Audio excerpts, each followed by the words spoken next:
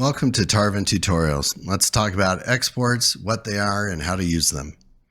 So exports just allows you to export your data out of our system. We truly believe your data is yours, and we make it as easy as possible to export that data out of our system whenever you see fit.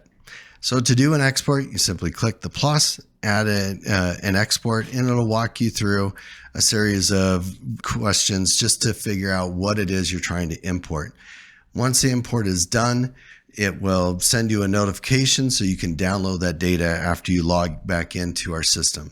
And we do have the login because that information includes what's called PII, or personally identifiable information. It's sensitive information that can identify a person based on their email address, their first name, last name, and whatever other data that you might have on that contact. So because of that, we want to make it very secure, so we do not transmit data over email. We will let you know that you can access it, and you'll click a link and it'll go right in and download it right away from within Tarvin, just to appease any security concerns that there might be. So when you do an export, you're going to give it an export name. So the name is kind of important because that distinguishes one export from another. So in this case, we call the export contractor export.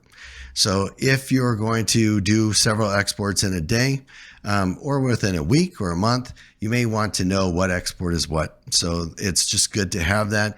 And you may want to be a little more descriptive on your name and say contractor export, including just first name, last name, or something along those lines, just to be a little more descriptive on what that export actually is. And then this will just give you some information about the export, so you can see I did the entire audience. I could, if I want, I can select which private groups or segments or what have you. So I can do that.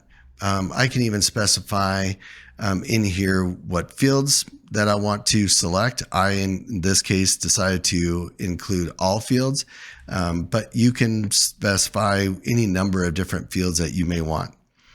You can also do behaviors. So if they opened a campaign or they clicked a link or, complained about like a spam complaint or unsubscribe or subscribe, any of these different campaign events, you can also export that data.